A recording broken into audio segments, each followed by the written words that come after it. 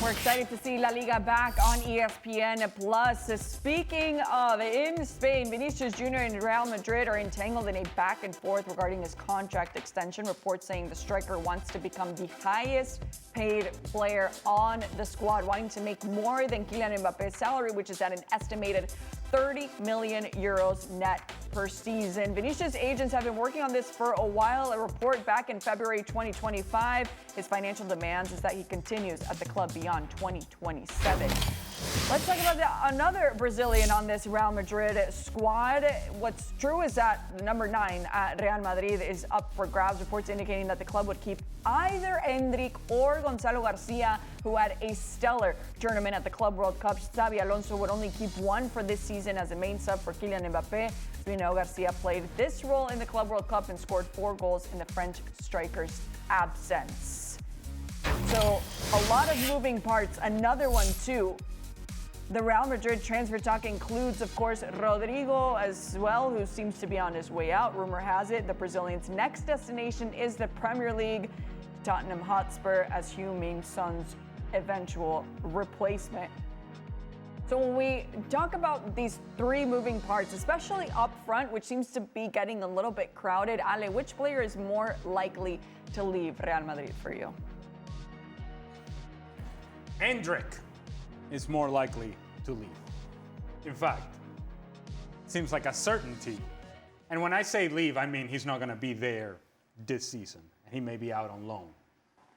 If it is a conversation about Gonzalo Garcia or Endrick for Xabi Alonso, well, what does Xabi Alonso owe Endrick? What does he know of Endrick?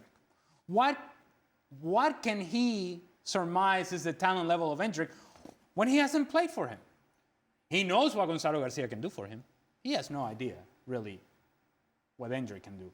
And Endrick is based on potential. And banking on the potential is a very tricky thing to do as a new manager. Gonzalo Garcia was provided an opportunity during the Club World Cup, and he took full advantage of it. So if indeed, as you just said there, that's the question that Xabi Alonso is debating, there is no debate. And so Endrick will go out on loan. Again, if that's the question. So it would be Endrick, most likely, then Rodrygo, and then Vini. And I don't think Vini is going anywhere anytime soon. Endrick may be the most easy of the 3 to offload. On loan, like Ali says, for his age and the experience he can get, and it's just easier to get him off the books. Yes. Yeah. Vini's probably the player that most would want to leave, because they don't like the attitude, because of the demands, everything we're hearing, all these stories. But Rodrygo is 100% the player that needs to leave. We've seen Rodrygo not find his way on the field. He wants to play on the left-hand side, he gets pushed to the middle. He's behind Vini. The question is, who's most likely to leave? No, correct. Okay, you gave me 3 different categories. No. I'm trying to answer questions here. It's fine. Endrick. And Endrick's going to be easiest. All right. But Rodrygo needs to leave. That's the issue here for me. So who's most likely? I just told you, Endrick. But Rodrygo needs to leave. Rodrygo is the one who needs to leave the most. He's the one who needs to leave the most right now. And the one thing that's going to make it difficult. I like it how she's explaining to me what you're trying to say. I'll come to you, Christina. When I don't get something, I'll come to you. It may be difficult because of the price tag. Maybe they're asking for too much money. But if you look at how he's not felt comfortable on the field and he's not earned, in his mind, the respect of the coaches to stay on the field and be on the field where he wants to be. And then you look at, from his own social media, his own comments about not feeling wanted enough because he doesn't come out in an Instagram profile picture where they put up a few stars, he's not there because he wasn't one of the 30 best players named to the Ballon d'Or. When he's talking about in a Champions League final how nice it would be to play under Pep Guardiola and Manchester City. This is a player that right now is begging to leave, screaming to leave. And quite frankly, if he thinks he's going to be that player, needs to leave because he's not going to do it. He's not going to be that player at Real Madrid with a coach who, quite frankly, decided after the first game of the Club World Cup, I don't need to see you anymore. I don't want to see you anymore. So Rodrygo's the one player that, yes, Endrick is most likely to leave out of these 3, but Rodrygo's the one who absolutely needs to leave. Rodrygo has to be very careful what he wishes for here. Because the reason that he's not on those lists that you just mentioned in the Ballon d'Or top 30 is because he didn't deserve to be. That's simple as that. the reason he doesn't feature ahead of Vini and Mbappe is because he doesn't deserve to. He's not better than those players. He's not better than Vini Jr. at what Vini does. He's not better than Mbappe at what he does. And so there has to be a realization by Rodrygo, and I don't think it's going to happen, that he has to look at himself in the mirror and say, all right, there's a role for me here at Real Madrid, but I have to accept the limitations of that role. And is that role with those limitations better than being the super duper star somewhere else in a lesser team? And that is indeed the question and the answer that he has to ask himself and that he has to answer himself. Am I better off being super duper star at Spurs, if indeed that's the case, or am I better off being a role player at Real Madrid? Now, if that were a question posed to me, I'm going to stay at Real Madrid. I will stay at Real Madrid. For the time being, I will stay at Real Madrid. Because I think in that environment, I'm going to be far more successful. Perhaps not as an individual, but here's a novel concept. It's a team sport. And there are only so many stars that are going to be featured. And there's only going to be so many stars that are going to be in the front page. You want to be in the front page of a lesser team? Go ahead and do that. You want to win? You stay at Real Madrid. That's interesting because when we talk about him leaving and being the super duper star, we're talking about him getting all the minutes and being a starter at every game, right? Isn't that worth more than staying on the bench at Real Madrid? Well, he doesn't have to be. He doesn't have to be on the bench. He doesn't have to be on the bench. Then if he stays at Real Madrid, what is his role then here? Well, he can play on the right-hand side of the attack. Tucks inside. You have Vini on the left, Mbappe through the middle. And he can be a guy that could tuck into the midfield, that could join in the attack with Mbappe, that could play underneath Kylian Mbappe alongside Vini. These things can happen, but it's dependent upon performance. And that's the part that perhaps Rodrygo doesn't... That's why I think he already had that opportunity for more than one season under Carlo Ancelotti. I'm not defending Rodrygo here. No. I'm trying to understand. No. I know you're not defending him. You're trying to find the better situation. I asked you a very pointed question and you're answering it. Yeah. But now what I'm saying is that he had that opportunity. Then right. that didn't seem to work. But my point is that exactly. I think we're saying the same things, but we're coming at it from different angles. I'm saying that Rodrygo has had these opportunities, hasn't had the performances, and now he wants the recognition that high-level performance deserves, where that hasn't been the case for him consistently.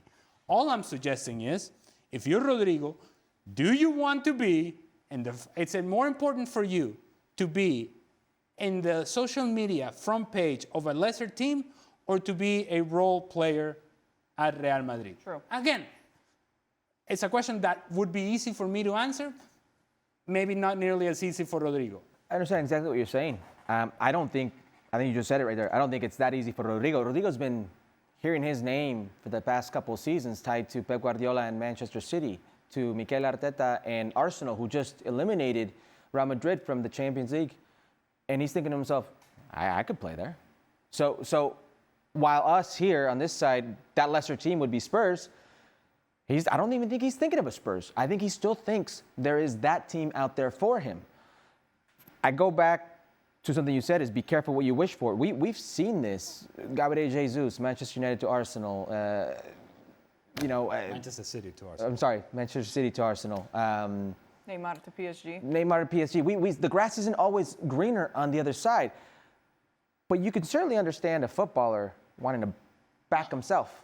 I think when you're at that level, the ego does take over. And certainly he's been hearing his name linked to these teams. He's got to be thinking to himself, there's a reason I'm not exploding here. I can go do it somewhere else. Right. Well, if it is about ego and it is about backing yourself, then back yourself in the training session against that guy and against that guy and against that guy. If it is about backing yourself, then stay in the fight. You going somewhere else, you're saying, well, I couldn't do it here. I got to go elsewhere and do it over there. And also, and this is just a secondary point here, side note, we're assuming that when he goes to whatever this lesser team is going to be, that he's going to be outstanding. Right.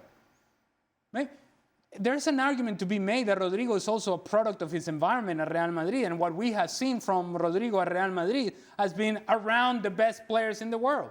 When we have seen Rodrygo with Brazil, it hasn't been nearly as good, nearly as productive, nearly as impactful. Because, as we have documented time and time again, over the last few years, this generation of Brazil hasn't been as strong as we have seen in the past. So we're assuming that Rodrygo is this almighty player that can take on this role being the super duper guy.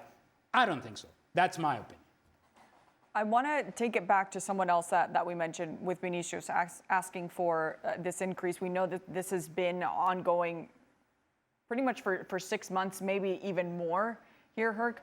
Is he playing his cards right in asking for this salary increase? I don't know, because when we hear these reports, oftentimes these reports are planted. There's intent behind it. So I want to take it with a grain of salt. I don't know if this is Vini Jr. and his camp demanding to be the highest paid individual in Real Madrid. I do not know that for certain. But certainly, what we have seen from Vini Jr. at his best, at his height, what we've seen, the interest in the market for him, I believe it was Saudi Arabia, 250 at one point they offered for him. So there seems to be market value for him there. I could understand the players saying, hey, wait a second, my market value is higher. That of Kylian Mbappe, I'm not certain. I happen to believe Kylian Mbappe is one of the few players in the world's game today that transcends the sport, that has the ability to reach some sort of heights of like a Messi or a Cristiano Ronaldo for this generation. So I have a hard time buying into that he has to be the highest paid player, Vini, at Real Madrid. I think the highest paid player should be Mbappe. Still leverage for you then, what we're seeing?